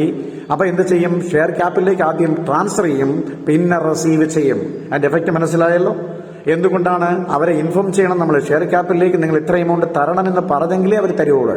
ആർക്കൊക്കെയാണ് അലോട്ട് ചെയ്തെന്ന് അവർക്ക് അറിയത്തില്ല. അപ്പൊ അവരെ ഇൻഫോം ചെയ്യുകയാണ്. അപ്പൊ അതുകൊണ്ട് നമ്മൾ രണ്ടാമത്തെ ഇൻസ്റ്റാൾമെന്റ് ആയ ഷെയർ അലോട്ട്മെന്റ് ജേണൽ എൻട്രി ആദ്യം ഷെയർ ക്യാപിറ്റലിലേക്ക് ട്രാൻസ്ഫർ ചെയ്യും, അല്ലെങ്കിൽ അലോട്ട്മെന്റ് മണി ഡ്യൂ ആയി എന്ന് പറയും. നമുക്കിവിടെ ടെക്നിക്കലായിട്ട് പറയാം, വെൻ അലോട്ട്മെന്റ് മണി ഡ്യൂ ആയി. അപ്പൊ journal entry share allotment account debtor to share capital എന്ന ഷെയർ അലോട്ട്മെന്റിൽ നിന്ന് ഷെയർ ക്യാപിറ്റലിലേക്ക് ട്രാൻസ്ഫർ ചെയ്യണം. ഇവിടെ എന്തിൽ നിന്ന് ട്രാൻസ്ഫർ ചെയ്തു? Share allotment. ഷെയർ ക്യാപിറ്റലിലേക്ക് മാറ്റി share allotment account debtor share capital എന്ന് നമ്മൾ ജേണൽ എൻട്രി എഴുതി, രണ്ടാമത്തെ ഇൻസ്റ്റാൾമെന്റ്. അപ്പൊ ആദ്യം ട്രാൻസ്ഫർ ചെയ്തു, ഇനി റിസീവ് ചെയ്യണം. പൈസ തരാൻ പറഞ്ഞു, അവർ പൈസ തന്നു. ബാങ്ക് അക്കൗണ്ട് ഡെറ്റർ എന്തിനു വേണ്ടി തന്നു? Share allotment.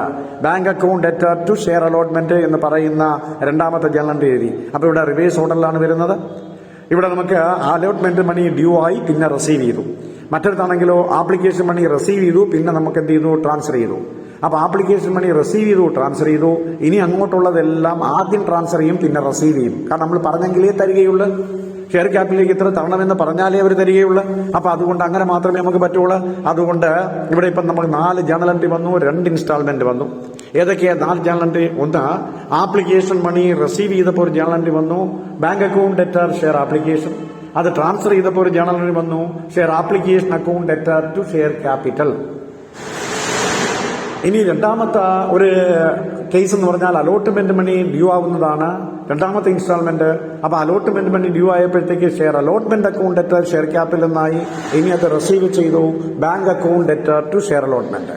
Bank account debtor to share allotment.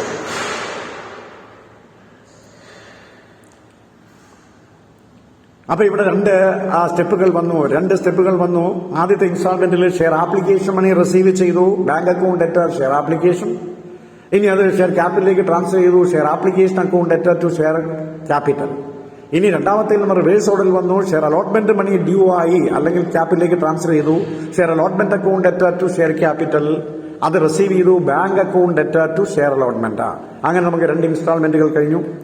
ഇനി നമ്മൾ മൂന്നാമത്തെ ഇൻസ്റ്റാൾമെന്റ് ഡ്യൂ ആയി. മൂന്നാമത്തെ ഇൻസ്റ്റാൾമെന്റ് ഡ്യൂ ആകുമ്പോഴത്തേക്ക് ഫസ്റ്റ് കാൾ എന്നാണ് വിളിക്കുന്നത്.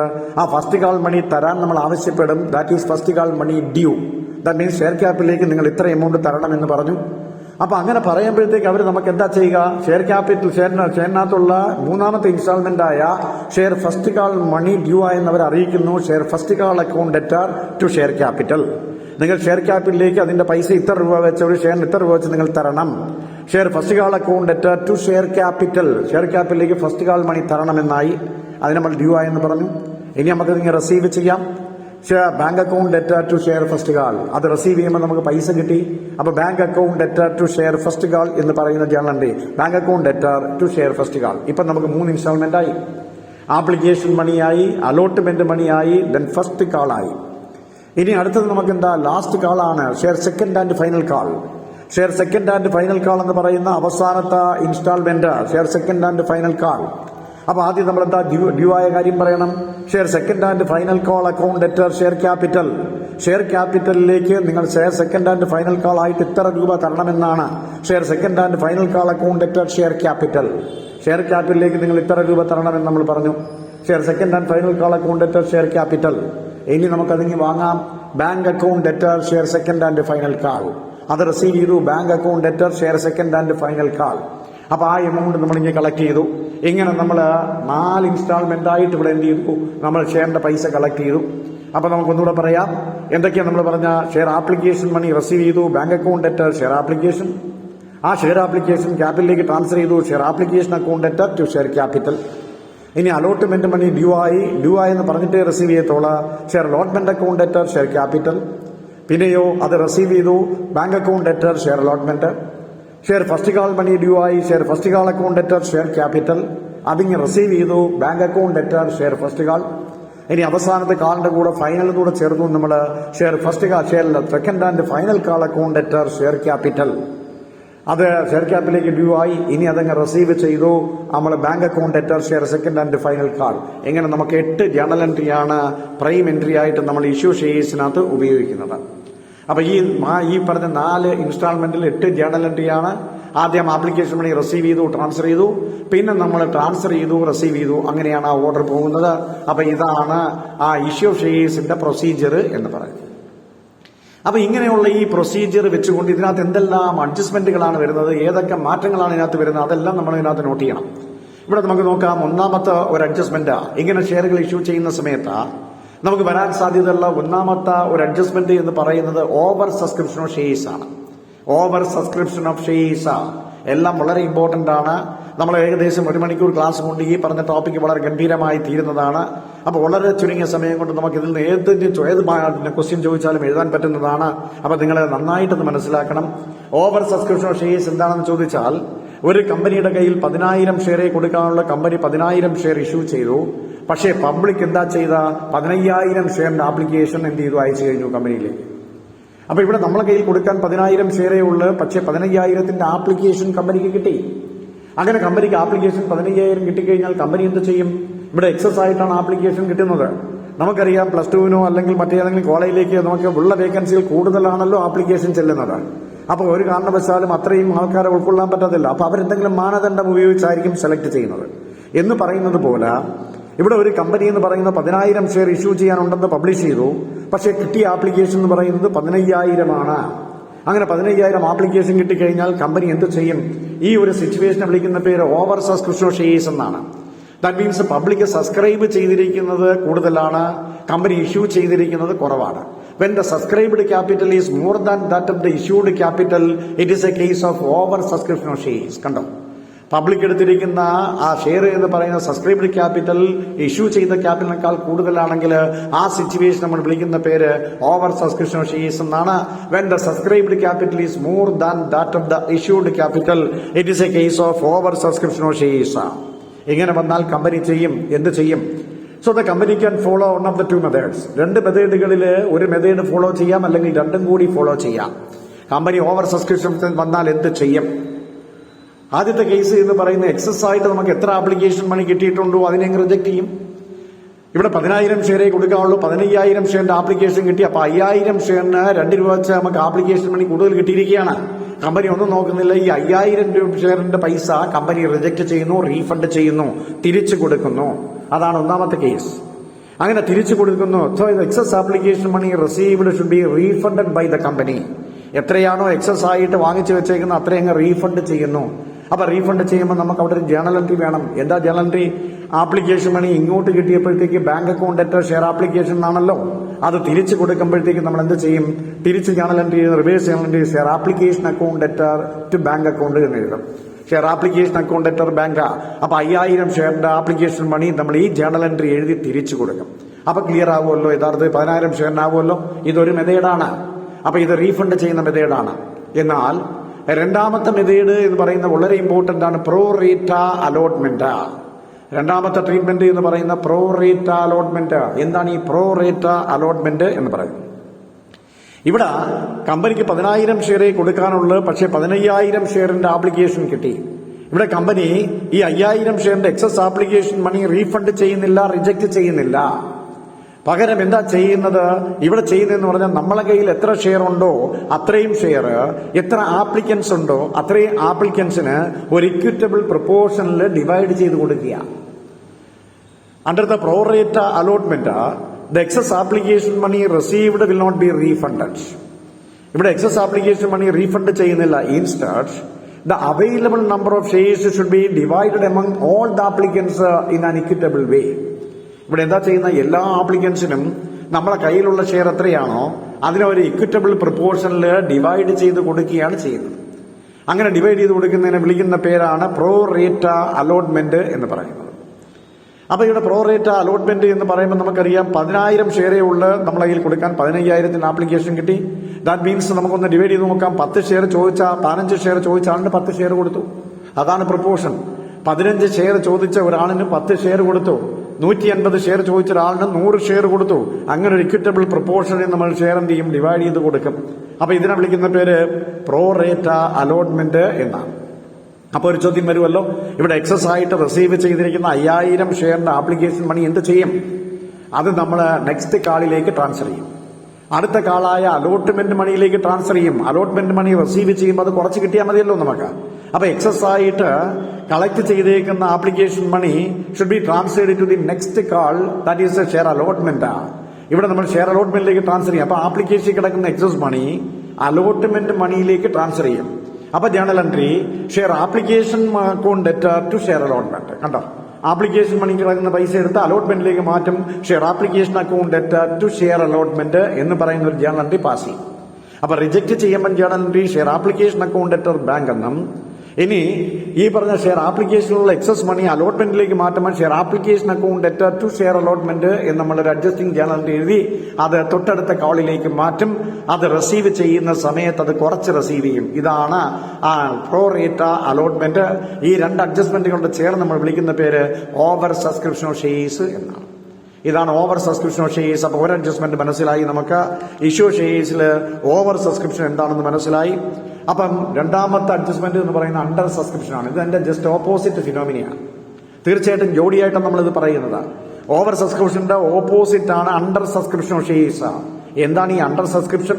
നമ്മളെ കയ്യിൽ 10,000 ഷെയർ കൊടുക്കാനുണ്ട്. പബ്ലിക്കിന്റെ മുമ്പിൽ ഡിമാൻഡ് ഇല്ലാത്തതുകൊണ്ട് അവർ 8,000 മാത്രമേ സബ്സ്ക്രൈബ് ചെയ്തോളൂ.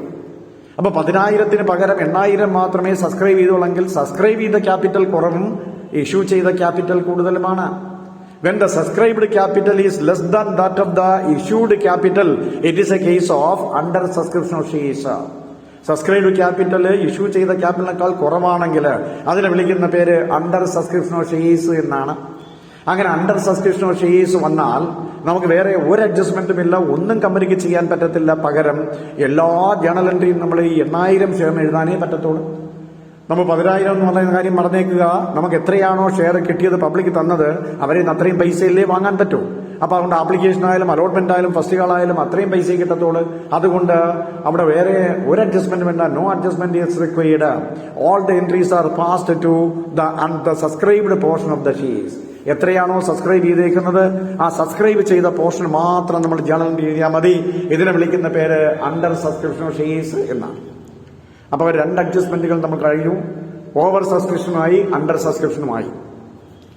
ഇനി അടുത്ത അഡ്ജസ്റ്റ്മെന്റ്, മൂന്നാമത്തെ അഡ്ജസ്റ്റ്മെന്റ് എന്ന് പറയുന്ന ഇഷ്യൂ ഷെയർസ് അറ്റ് എ പ്രീമിയമാണ്. Issue shares at a premium.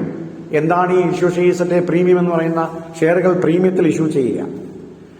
ഇവിടെ പ്രീമിയം എന്ന് പറയുമ്പോഴത്തേക്ക് ശ്രദ്ധിക്കുക, എന്റെ കയ്യിൽ ഒരു പ്രോഡക്റ്റ് ഉണ്ടെന്ന് നിങ്ങൾ സങ്കല്പിക്കുക. ഞാൻ ആ പ്രോഡക്റ്റ് മാർക്കറ്റിൽ കൊണ്ടുപോയി 10 രൂപയ്ക്കാണ് കൊടുക്കാൻ ഉദ്ദേശിക്കുന്നത്. അപ്പൊ 10 രൂപയ്ക്ക് കൊടുക്കാൻ ഉദ്ദേശിക്കുന്ന എന്റെ ഈ പ്രോഡക്റ്റ് ഞാൻ മാർക്കറ്റിൽ വെച്ചപ്പോൾ ഈ പ്രോഡക്റ്റിന് ഭയങ്കരമായി ഡിമാൻഡ് വന്നു, വാങ്ങാൻ ഒരുപാട് ആൾക്കാർ വന്നു. ഇപ്പൊ 10 രൂപ വിലയുള്ള ഫേസ് വാല്യൂ ഉള്ള ഈ പ്രോഡക്റ്റ് ഞാൻ ആൾക്കാരുടെ ഡിമാൻഡ് കൂടുന്നതിനനുസരിച്ച് ഇതിന്റെ പ്രൈസ് അല്പം വ്യതിയാനം വരുത്തും. അപ്പൊ ഞാൻ എന്ത് ചെയ്തു? ക്രമേണ ഇതിന്റെ പ്രൈസ് കൂട്ടി.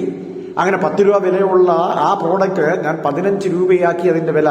അപ്പോഴും വാങ്ങാൻ ആളുണ്ടെങ്കിൽ ഞാൻ വീണ്ടും എന്ത് ചെയ്യും? അതിന്റെ പ്രൈസ് കൂട്ടും. അപ്പൊ അതിന്റെ ഫേസ് വാല്യൂ എന്ന് പറയുന്ന 10 രൂപ, ഇപ്പൊ അതിന്റെ മാർക്കറ്റ് വാല്യൂ എന്ന് പറയുന്നത് 20 രൂപയാണ് നിങ്ങൾ സങ്കല്പിക്കുക. അപ്പൊ മാർക്കറ്റ് വാല്യൂ ഫേസ് വാല്യൂവിനേക്കാൾ കൂടിയിരിക്കുന്നു. ഈ സിറ്റുവേഷൻ വിളിക്കുന്ന പേര് issue shares at a premium എന്നാണ്. അപ്പൊ എന്താണ് പ്രീമിയം എന്ന് ചോദിച്ചു കഴിഞ്ഞാൽ നമ്മൾ പറഞ്ഞു, when the market value of a share is more than that of the face value.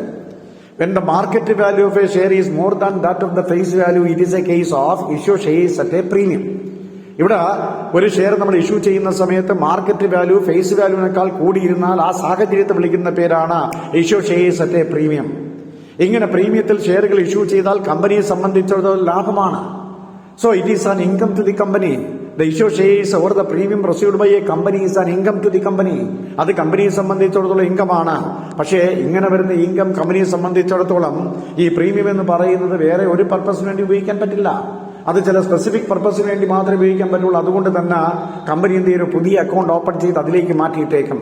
So the premium received by an income of a company and should be transferred to a newly opened account called share premium account. ഇങ്ങനെ premium receive ചെയ്ത് കഴിഞ്ഞാൽ company എന്ത് ചെയ്യും? അതൊരു പുതിയ account open ചെയ്ത് അതിലേക്ക് മാറ്റിയിടും. അതിനെ വിളിക്കുന്ന പേര് ഷെയർ പ്രീമിയം അക്കൗണ്ട് എന്നാണ്. ഈ ഷെയർ പ്രീമിയം അക്കൗണ്ടിലേക്ക് മാറ്റിയിട്ടേക്കുന്ന എമൗണ്ട് ആ ഷെയറുമായി ബന്ധപ്പെട്ട് എന്തെങ്കിലും ലോസ് വന്നാൽ അതിനകത്ത് വേണം ഉപയോഗിക്കേണ്ടത്. അത് കമ്പനീസ് ആക്ട് 78 കൃത്യമായും പറഞ്ഞിട്ടുണ്ട്. അങ്ങനെ ഷെയറിന്റെ പ്രീമിയം ഇരിപ്പുണ്ടെങ്കിൽ ഡിസ്കൗണ്ടിൽ ഇഷ്യൂ ചെയ്യുന്ന സമയത്ത് അതോ അല്ലെങ്കിൽ ഷെയറുകൾ ഇഷ്യൂ ചെയ്യുന്ന സമയത്ത് കമ്മീഷനോ അല്ലെങ്കിൽ ബ്രോക്കറേജോ ഒക്കെ കൊടുക്കുന്ന സമയത്ത് ഈ പ്രീമിയം എമൗണ്ട് ആണ് ഉപയോഗിക്കുന്നത്. അങ്ങനെ ചില സ്പെസിഫിക് പർപ്പസിന് വേണ്ടി മാത്രമേ ഇത് ഉപയോഗിക്കാൻ പാടുള്ളൂ. അപ്പൊ അങ്ങനെയുള്ളതിനെ നമ്മൾ വിളിക്കുന്ന പേരാണ് ഷെയർ പ്രീമിയം. അങ്ങനെ കമ്പനി പ്രീമിയം റിസീവ് ചെയ്ത് കഴിഞ്ഞാൽ കമ്പനിയെ സംബന്ധിച്ചിടത്തോളം ഇത് ലാഭമാണ്. ഒരു പുതിയ അക്കൗണ്ട് ഓപ്പൺ ചെയ്ത് അതിലേക്ക് മാറ്റിയിടും. ആ പ്രീമിയം ചില സ്പെസിഫിക് പർപ്പസിന് വേണ്ടി മാത്രമേ ഉപയോഗിക്കാറുള്ളൂ. ഇതാണ് issue shares at a premium എന്ന് പറയുന്നത്.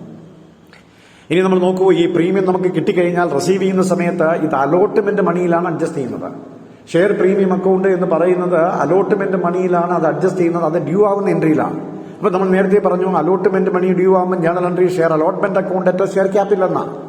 Share allotment account at share capital എന്നാണ്. ഈ പ്രീമിയം ഇൻകം ആയതുകൊണ്ട് ഇൻകത്തെ എല്ലാം ക്രെഡിറ്റ് ചെയ്യണം. അതുകൊണ്ട് ഇതും കൂടെ എങ്ങനെ ക്രെഡിറ്റ് ചെയ്യണം, പ്രീമിയം കൂടെ. അപ്പൊ നമുക്ക് ഇവിടെ ഒരു അഡീഷണൽ ക്രെഡിറ്റും കൂടെ വരും. അപ്പൊ എങ്ങനെ വരും? Share allotment account at to share capital to share premium. അവിടെ ജേണൽ എൻട്രി വന്നു. Share allotment account at to share capital to share premium എന്ന് പറയുന്ന ഒരു ജേണൽ എൻട്രി വന്നു. ഇതാണ് ഇഷ്യൂ ഷെയർസ് അറ്റ് പ്രീമിയം എന്ന് പറയുന്നത്. അതും ക്ലിയർ ആയി നമുക്ക്. ഇനി നമുക്ക് നാലാമത്തെ അഡ്ജസ്റ്റ്മെന്റ് എന്ന് പറയുന്നത് ഇഷ്യൂ ഷെയർസ് അറ്റ് ഡിസ്കൗണ്ട് ആണ്. Issue of shares at discount. എന്താണ് ഈ issue of shares at discount എന്ന് പറയുന്നത്? ഇവിടെ പ്രീമിയത്തിന്റെ ജസ്റ്റ് ഓപ്പോസിറ്റ് ആണ് ഡിസ്കൗണ്ട് എന്ന് പറയുന്നത്. എന്താണ് ഇവിടെ ഡിസ്കൗണ്ട് എന്ന് പറയുന്നത്? ഒരു കമ്പനി ഷെയറുകൾ ഇഷ്യൂ ചെയ്യുന്ന സമയത്ത് അതിന്റെ ഫേസ് വാല്യൂവിനേക്കാൾ കുറവാണ് അതിന്റെ മാർക്കറ്റ് വാല്യൂ എങ്കിൽ ആ കേസിനെ വിളിക്കുന്ന പേരാണ് issue shares at discount. When the market value of a share is less than that the face value of a share, ഒരു ഷെയറിന്റെ ഫേസ് വാല്യൂ എന്ന് പറയുന്നത് മാർക്കറ്റ് വാല്യൂവിനേക്കാൾ കുറവാണ് എങ്കിൽ അതിനെ വിളിക്കുന്ന പേര്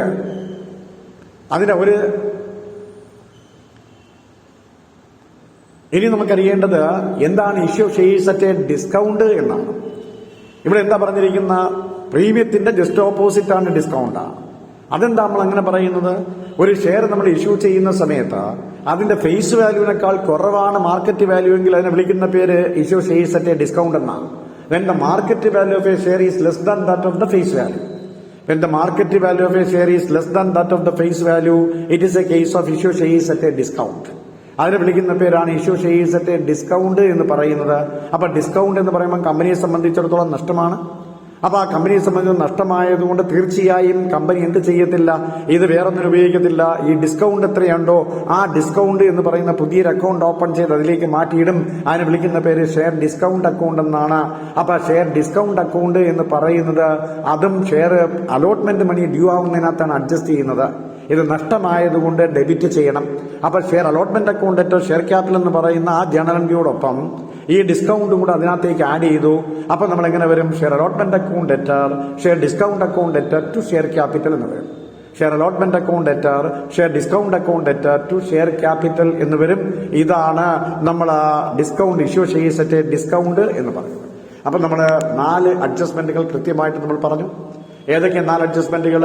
ഓവർ സബ്സ്ക്രിപ്ഷൻ ഷെയർസ് പറഞ്ഞു, under subscription shares, issue shares at premium, issue shares at discount. ഇത്രയും കാര്യങ്ങൾ നമ്മൾ വളരെ വ്യക്തമായി പറഞ്ഞു. ഇനി നമുക്കറിയേണ്ടത് 5ാമത്തെ അഡ്ജസ്റ്റ്മെന്റ് എന്ന് പറയുന്നത് കോൾസ് ഇൻ അരിയേഴ്സും കോൾസ് ഇൻ അഡ്വാൻസുമാണ്. എന്താ calls in arrears? Calls in arrears എന്ന് പറയുമ്പോഴത്തേക്ക് നമുക്കറിയാം കുടിശ്ശികയാണ്. ഷെയറുകൾ ഇഷ്യൂ ചെയ്തതിന്റെ പൈസ കളക്ട് ചെയ്യുന്ന സമയത്ത് ചില ഷെയർ ഹോൾഡേഴ്സ് നമുക്ക് ഷെയറിന്റെ പൈസ തരത്തില്ല, ഏതെങ്കിലും ഒരു കാൽ മണി തരത്തില്ല. So whenever the company make calls, some of the shareholders failed to pay the call money. ഏതെങ്കിലും ഒരു കാൾ മണി ഏതെങ്കിലും ഒരു ഷെയർ ഹോൾഡർ തന്നില്ല എങ്കിൽ ആ സാഹചര്യത്തെ വിളിക്കുന്ന പേര് കോൾസ് ഇൻ അരിയേഴ്സ് എന്നാണ്. അപ്പൊ എന്താണ് കോൾസ് ഇൻ അരിയേഴ്സ് എന്ന് ചോദിച്ചപ്പോൾ നമ്മൾ എന്താ പറഞ്ഞ? So calls in arrears simply means so whenever the company makes calls, so some of the shareholders failed to pay any of the call money. ഏതെങ്കിലും ഒരു ഇൻസ്റ്റാൾമെന്റ് ഏതെങ്കിലും ഒരു കാൾ മണി ഷെയർ ഹോൾഡേഴ്സ് തന്നില്ല എങ്കിൽ ആ സാഹചര്യം നമ്മൾ വിളിക്കുന്ന പേരാണ് കോൾസ് ഇൻ അരിയേഴ്സ്.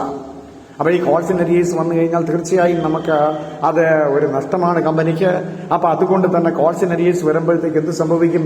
ഏത് കാളിലാണോ പൈസ റിസീവ് ചെയ്യുന്നത് ആ സമയത്ത് കോൾസ് ഇൻ അരിയേഴ്സ് കുറച്ചെഴുതും. അപ്പൊ ആ കോൾസ് ഇൻ അരിയേഴ്സ് കുറച്ച് എഴുതി കഴിഞ്ഞാൽ തീർച്ചയായും എന്ത് ചെയ്യും? ആ എമൗണ്ട് അവിടെ കുറച്ച് കാണിച്ചാൽ മതിയാവും. എന്നിട്ട് അവസാനം നമ്മൾ ഏതൊക്കെ കാളുകളാണോ പൈസ തരാതിരുന്നത് അതിനുവേണ്ടി ഒരു അഡ്ജസ്റ്റിംഗ് ജേണൽ എൻട്രി എഴുതും. എന്തായിരിക്കും? Calls in arrears account debtor to respective calls. ഏത് കാളിലാണോ പൈസ കിട്ടാത്തത് അവിടെ നമ്മൾ ആ ജേണൽ എൻട്രി എഴുതി ചേർക്കും. എന്താ? Calls in arrears account debtor to respective calls എന്ന് പറയുന്നൊരു ജേണൽ എൻട്രി എഴുതി ചേർക്കും. ഇതാണ് കോൾസ് ഇൻ അരിയേഴ്സ് എന്ന് നമ്മൾ പറയും. ഇനി 6ാമത്തെ ഒരു അഡ്ജസ്റ്റ്മെന്റ് ഉണ്ട്. അതിനെ വിളിക്കുന്ന പേര് കോൾസ് ഇൻ അഡ്വാൻസ് എന്നാണ്. 6ാമത്തെ അഡ്ജസ്റ്റ്മെന്റിനെ വിളിക്കുന്ന പേര് കോൾസ് ഇൻ അഡ്വാൻസ് എന്നാണ്. അപ്പൊ എന്താണ് ഈ കോൾസ് ഇൻ അഡ്വാൻസ് എന്ന് പറയുന്നത്? ഒരു കമ്പനി ഏതെങ്കിലും ഒരു കോൾ വിളിക്കുന്ന സമയത്ത് വിളിക്കാത്ത കാളിന്റെ പൈസയും കൂടെ നേരത്തെ തരികയാണെങ്കിൽ അതിനെ വിളിക്കുന്ന പേര് കോൾസ് ഇൻ അഡ്വാൻസ് എന്നാണ്. ഒരു കമ്പനി കോൾ വിളിക്കുന്ന സമയത്ത് ഏതെങ്കിലും ഒരു ഷെയറിന്റെ പൈസ വിളിക്കാത്ത കാളിന്റെ പൈസ അഡ്വാൻസ് ആയിട്ട് നമുക്ക് തരികയാണെങ്കിൽ അങ്ങനെ വിളിക്കുന്ന പേര് കോൾസ് ഇൻ അഡ്വാൻസ് എന്നാണ്. So whenever the company makes a calls, so some of the shareholders will pay the uncalled amount also. ഏതെങ്കിലും ഒരു കോൾ വിളിക്കുന്ന സമയത്ത് അതിന്റെ കമ്പനി ഷെയർ ഹോൾഡേഴ്സ് വിളിക്കാത്ത കാളിന്റെ പൈസയും കൂടെ അഡ്വാൻസ് ആയിട്ട് തരികയാണെങ്കിൽ അതിന് വിളിക്കുന്ന പേര് കോൾസ് ഇൻ അഡ്വാൻസ് എന്നാണ്. അപ്പൊ ഈ കോൾസ് ഇൻ അഡ്വാൻസ് ഒരു ലയബിലിറ്റിയാണ്. അപ്പൊ അതുകൊണ്ട് തന്നെ നമ്മൾ എന്ത് ചെയ്യണം, ഏത് കാളാണോ നമ്മൾ റിസീവ് ചെയ്യുന്നത് ആ സമയത്ത് ആ റിസീവ് ചെയ്യുന്ന സമയത്ത് കോൾസ് ഇൻ അഡ്വാൻസിൽ കിടക്കുന്ന എമൗണ്ട് അങ്ങോട്ട് മാറ്റണം. അതുകൊണ്ട് ഡ്യൂ ആയി കഴിഞ്ഞാൽ റിസീവ് ചെയ്യുന്നതിന് മുമ്പ് കോൾസ് ഇൻ അഡ്വാൻസിലേക്ക് മാറ്റിയിട്ടിരിക്കുന്ന പൈസയിൽ നിന്ന് അതാത് കോളിലേക്ക് മാറ്റണം. നമുക്ക് പൈസ അഡ്വാൻസ് ആയിട്ട് തരുമ്പോൾ ഒരു ജേണൽ എൻട്രി എഴുതും, bank account at calls in advance. പൈസ എപ്പോഴാണോ അഡ്വാൻസ് തരുന്നത് അപ്പോഴെഴുതുന്ന ജേണൽ എൻട്രിയാണ് bank account at calls in advance. എന്നിട്ട് അത് അതാത് കാളിലേക്ക് മാറ്റുമ്പോൾ നമ്മളൊരു ജേണൽ എൻട്രി എഴുതും, calls in advance account at respective calls. എപ്പോഴാണോ നമ്മൾ അതാത് കാളിലേക്ക് മാറ്റുന്നത് അപ്പോൾ journal entry calls in advance account at respective calls എന്നൊരു ജേണൽ എൻട്രിയും കൂടെ എഴുതും. ഇതിനെ നമ്മൾ വിളിക്കുന്ന പേരാണ് കോൾസ് ഇൻ അഡ്വാൻസ് എന്ന് പറയുന്നത്. അപ്പൊ ഇവിടെ നമ്മൾ ഷെയർ ഇഷ്യൂവുമായി ബന്ധപ്പെട്ട് ഇപ്പം നമ്മൾ 6 അഡ്ജസ്റ്റ്മെന്റുകൾ പിടിച്ചു. ഏതൊക്കെയാ 6 അഡ്ജസ്റ്റ്മെന്റുകൾ? ഒന്ന് എന്ന് പറയുന്നത് over subscription of shares, 2 under subscription of shares, 3 issue shares at premium, 4 issue shares at discount, 5 calls in arrears, 6 calls in advance. അപ്പൊ കോൾസ് ഇൻ അഡ്വാൻസ് പറഞ്ഞ് മനസ്സിലായല്ലോ. ഏതെങ്കിലും ഒരു കാരണവശാൽ കോൾ വിളിക്കുന്ന സമയത്ത് ഏതെങ്കിലും ഒരു ഷെയർ ഹോൾഡർ വിളിക്കാത്ത പൈസയും കൂടെ അഡ്വാൻസ് ആയിട്ട് കൊടുത്താൽ അതിനെ വിളിക്കുന്ന പേര് കോൾസ് ഇൻ അഡ്വാൻസ് എന്നാണ്. അപ്പോൾ ആ കോൾസ് ഇൻ അഡ്വാൻസ് എപ്പോഴാണോ വരുന്നത് അപ്പോഴൊരു അഡ്ജസ്റ്റിംഗ് ജേണൽ എൻട്രി നമ്മൾ എഴുതും, bank account at calls in advance എന്ന് എഴുതും. എന്നിട്ട് അതാത് കാൾ റിസീവ് ചെയ്യുമ്പോൾ കോൾസ് ഇൻ അഡ്വാൻസിൽ നിന്ന് ആ എമൗണ്ട് അങ്ങോട്ടേക്ക് ട്രാൻസ്ഫർ ചെയ്യും, calls in advance account at respective calls. അങ്ങനെ എഴുതുമ്പോഴത്തേക്ക് ആ ജേണൽ എൻട്രി തീരും. ഇതാണ് നമ്മൾ 6 അഡ്ജസ്റ്റ്മെന്റ് എന്ന് പറയുന്നത്. ഇനി വളരെ പ്രധാനപ്പെട്ട 7ാമത്തെ അഡ്ജസ്റ്റ്മെന്റ് എന്ന് പറയുന്നത് ഷെയർ പൊർഫീച്ചർ ഓഫ് ഷെയർസ്. വളരെ ഇമ്പോർട്ടന്റ് ആണ്. എന്താണ് ഈ പൊർഫീച്ചർ ഓഫ് ഷെയർസ് എന്ന് പറയുന്നത്? പൊർഫീച്ചർ എന്ന് പറയുന്ന വാക്ക് തന്നെ നമുക്കറിയാം. പൊർഫീച്ചർ മീൻസ് ക്യാൻസലേഷൻ എന്നാണ്. ഏതെങ്കിലും ഒരു കമ്പനി അതിന് കോൾ വിളിക്കുന്ന സമയത്ത് അതിന്റെ ഷെയർ ഹോൾഡേഴ്സ് ഏതെങ്കിലും ഒരു കോളിന്റെ പൈസ നമുക്ക് തന്നില്ല എങ്കിൽ ആ സാഹചര്യത്തിൽ അലോ ചെയ്ത ഷെയറിനെ ഡിസലോ ചെയ്യുന്ന പ്രൊസീജിയറിനെ വിളിക്കുന്ന പേരാണ് പൊർഫീച്ചർ ഓഫ് ഷെയർസ്. ഏതെങ്കിലും ഒരു ഷെയർ ഹോൾഡർ ഏതെങ്കിലും ഒരു കോൾ മണി നമുക്ക് തന്നിട്ടില്ല എങ്കിൽ ആ തരാത്ത കാരണം കൊണ്ട് അദ്ദേഹത്തിന് അനുവദിച്ചു കൊടുത്തിരിക്കുന്ന ഷെയറിനെ ക്യാൻസൽ ചെയ്യുന്നു, ഡിസലോ ചെയ്യുന്നതിനെ വിളിക്കുന്ന പേര് പൊർഫീച്ചർ ഓഫ് ഷെയർസ് എന്നാണ്. So forfeiture means the cancellation of the allowed shares due to the non payment of any one of the call money. ഏതെങ്കിലും ഒരു കോൾ മണി തന്നില്ല എന്ന് പറയുന്ന കാരണത്താൽ അലോ ചെയ്ത ഷെയറിനെ ഡിസലോ ചെയ്യുന്ന പ്രൊസീജിയറിനെ വിളിക്കുന്ന പേരാണ് ഈ പറഞ്ഞിരിക്കുന്ന പൊർഫീച്ചർ ഓഫ് ഷെയർസ്. ഇങ്ങനെ പൊർഫീച്ചർ ഓഫ് ഷെയർസിൽ വന്നു കഴിഞ്ഞാൽ നമ്മളൊരു ഷെയർ ഹോൾഡർ എന്തെങ്കിലും എമൗണ്ട് അടച്ചിട്ടുണ്ടെങ്കിൽ ആ എമൗണ്ട് തിരിച്ചു കൊടുക്കൂല. അടച്ച എമൗണ്ട് തിരിച്ചു കൊടുക്കത്തില്ല, പകരം ആ എമൗണ്ട് ഒരു പുതിയ അക്കൗണ്ട് ഓപ്പൺ ചെയ്ത് അതിലേക്ക് മാറ്റിയിട്ടേക്കും. So in case of forfeiture of shares the amount already paid up by the share holders will not be refunded. Share holders അടച്ച എമൗണ്ട് തീർച്ചയായും തിരിച്ചു കൊടുക്കത്തില്ല. It should be transferred to a newly opened account called share forfeiture account. ഇതെന്ത് ചെയ്യും? Company ഒരു പുതിയ account open ചെയ്ത് അതിലേക്ക് മാറ്റിയിട്ടേക്കും. ആ അക്കൗണ്ടിനെ വിളിക്കുന്ന പേര് ഷെയർ പൊർഫീച്ചർ അക്കൗണ്ട് എന്നാണ്. അപ്പം ഏതെങ്കിലും ഒരു കോൾ തന്നില്ല എന്ന് പറയുന്ന കാരണത്താൽ അലോ ചെയ്ത ഷെയറിനെ ഡിസലോ ചെയ്യുന്ന പ്രൊസീജിയറിനെ വിളിക്കുന്ന പേരാണ് ഷെയർ പൊർഫീച്ചർ. അങ്ങനെ ഷെയർ പൊർഫീച്ചർ അക്കൗണ്ട് വരുന്ന സമയത്ത് അടച്ചു തീർത്ത എമൗണ്ട് ഉണ്ടെങ്കിൽ അത് ഒരിക്കലും റീഫണ്ട് ചെയ്യത്തില്ല. Instead as a penalty it should be transferred to a newly opened account called share forfeiture account. ഒരു ഷെയർ പൊർഫീച്ചർ അക്കൗണ്ട് എന്ന് പറയുന്ന പുതിയ അക്കൗണ്ടിലേക്ക് അത് ട്രാൻസ്ഫർ ചെയ്തിടും. എന്നിട്ട് എന്ത് സംഭവിക്കും? ഇങ്ങനെ ഷെയർ പൊർഫീറ്റ് ചെയ്യുന്ന സമയത്ത് നമ്മൾ അവിടെ ജേണൽ എൻട്രി ചെയ്തും. ഷെയർ ക്യാപിറ്റലിനെ ഡിസലോ ചെയ്തല്ലോ. അപ്പൊ ഷെയർ ക്യാപിറ്റൽ ഇതുവരെ ക്രെഡിറ്റല്ലേ കൊടുത്തിരുന്നത്. അപ്പൊ ഡിസലോ ചെയ്യുമ്പോഴത്തേക്ക് ഷെയർ ക്യാപിറ്റൽ നമ്മൾ ഡെബിറ്റ് കൊടുക്കും. അപ്പൊ share capital account debtor, share capital account debtor, share ക്യാപിറ്റലിനെ ഡെബിറ്റ് ചെയ്യും. എന്നിട്ടോ ടു ഷെയർ പൊർഫീറ്റഡ് അക്കൗണ്ട്, അടച്ചു തീർത്ത എമൗണ്ട് ഷെയർ പൊർഫീറ്റിലേക്ക് മാറ്റും. ടു കോൾസ് ഇൻ അരിയേഴ്സ്, ഏതാണോ കുടിശ്ശിക വരുത്തിയ അത് നമ്മൾ അവിടെ എഴുതി വെക്കും.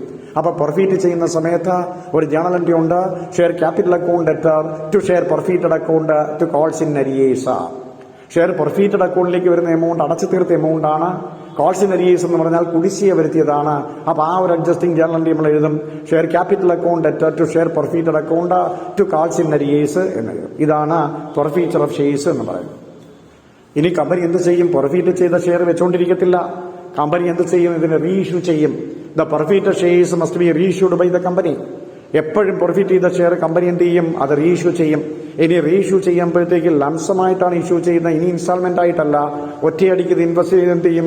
കൊടുത്ത മൊത്തം എമൗണ്ട് വാങ്ങും. അങ്ങനെ റീഇഷ്യൂ ചെയ്യുന്ന സമയത്ത് കമ്പനി എന്താ ചെയ്യുന്നത്? അവിടെ ജേണൽ എൻട്രി വീണ്ടും വരും. എന്താണ് ജേണൽ എൻട്രി? റീഇഷ്യൂ ചെയ്യുന്ന സമയത്ത് സ്വാഭാവികമായിട്ടും ഡിസ്കൗണ്ടിലാണ് എന്ത് ചെയ്യുന്നത്?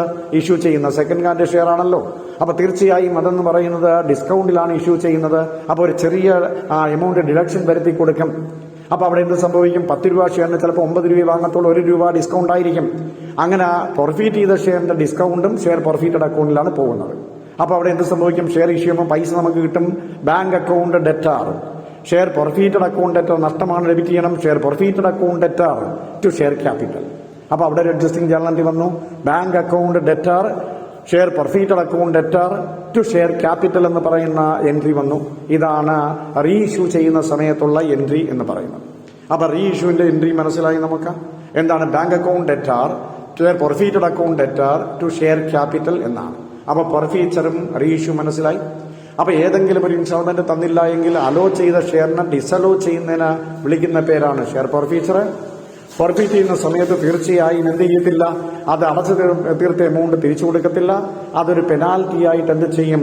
ഷെയർ പെർഫീറ്റഡ് അക്കൗണ്ട് എന്ന് പറയുന്ന പുതിയ അക്കൗണ്ട് ഓപ്പൺ ചെയ്ത് അതിലേക്ക് മാറ്റിയിടും. അതിനെ വിളിക്കുന്ന പേര് ഷെയർ പെർഫീറ്റഡ് അക്കൗണ്ട് എന്നാണ്. അപ്പൊ അവിടുത്തെ ജേണൽ എൻട്രി എന്ന് പറയുന്നത് share capital account debtor to share forfeited account to calls in arrears എന്നാണ്. ഇങ്ങനെ പെർഫീറ്റ് ചെയ്ത ഷെയറിന് അവർ റീഇഷ്യൂ ചെയ്യും. റീഇഷ്യൂ ചെയ്യുന്ന നോർമലായിട്ട് ഡിസ്കൗണ്ടിലാണ്. അപ്പം നമ്മൾ എന്ത് ചെയ്യും? അത് ലംസമായിട്ടാണ്. അപ്പം നമുക്കൊരു ജേണൽ എൻട്രി വന്നു. Bank account debtor, share forfeited account debtor to share capital എന്നാണ്. ഇവിടെ ഓർക്കണം, ഷെയർ പെർഫീറ്റ് ചെയ്ത സമയത്ത് നമുക്ക് കുറേ ലാഭമുണ്ടായി. അതേ ഷെയർ റീഇഷ്യൂ ചെയ്ത സമയത്ത് നമുക്ക് ചെറിയ നഷ്ടമുണ്ടായി. അപ്പൊ ഈ ലാഭവും നഷ്ടവും ഷെയർ പെർഫീറ്റ് ചെയ്തപ്പോൾ ഉണ്ടായ ലാഭത്തിൽ നിന്ന് ഷെയർ റീഇഷ്യൂ ചെയ്തപ്പോൾ ഉണ്ടായ നഷ്ടം എത്രയാണോ അത് കുറച്ചിട്ട് അതിന്റെ നെറ്റ് ലാഭം എത്രയാണോ അത് നമ്മൾ ക്യാപിറ്റൽ റിസർവിലേക്ക് മാറ്റും. ഷെയർ പെർഫീറ്റഡ് അക്കൗണ്ടിൽ കാണുന്ന ഡിഫറൻസ് തീർച്ചയായും അത് ക്യാപിറ്റൽ റിസർവിലേക്കാണ് മാറ്റുന്നത്. So the balance in share forfeited account should be transferred to capital reserve. തീർച്ചയായും അതിനകത്തുള്ള ഡിഫറൻസ് എന്ന് പറയുന്ന ക്യാപിറ്റൽ റിസർവിലേക്കാണ് നമ്മൾ മാറ്റുന്നത്. അപ്പൊ അവിടെ ഒരു journal entry share forfeited account debtor to capital reserve എന്നാണ്. Share forfeited account debtor to capital reserve എന്ന് പറയുന്ന ഒരു കേസിലേക്ക് മാറ്റും. ആ ഒരു ജേണൽ എൻട്രി കൊണ്ട് എഴുതുമ്പോൾ അത് തീരും. അപ്പൊ ഇവിടെ നമുക്ക് പെർഫീറ്റർ ആൻഡ് റീഇഷ്യൂ എന്ന് പറയുമ്പോൾ 3 എൻട്രീസ് ആണ് വരുന്നത്. ആദ്യം പെർഫീറ്റ് ചെയ്യുമ്പോഴത്തേക്ക് share capital account debtor to share forfeited account to calls in arrears. അത് റീഇഷ്യൂ ചെയ്യുമ്പോഴത്തേക്ക് bank account debtor, share forfeited account debtor to share capital. ഇനി ഷെയർ പെർഫീറ്റഡ് അക്കൗണ്ട് ഡിഫറൻസ് നമ്മൾ ക്യാപിറ്റൽ റിസർവിലേക്ക് മാറ്റുമ്പോൾ share forfeited account debtor to capital reserve എന്നാണ്. ഇത്രയുമാണ് issue ഷെയർസുമായി ബന്ധപ്പെട്ട് നമുക്കറിയേണ്ട കാര്യങ്ങൾ. നിങ്ങൾക്ക് ഇത് നന്നായി മനസ്സിലായി കാണുമെന്ന് ഞാൻ വിശ്വസിക്കുകയാണ്. തീർച്ചയായും നിങ്ങളിത് സബ്സ്ക്രൈബ് ചെയ്യണം, ഷെയർ ചെയ്യണം, ലൈക്ക് ചെയ്യണം. നമുക്ക് അടുത്ത വീഡിയോ ആയിട്ട് വീണ്ടും കാണാം. താങ്ക്സ്.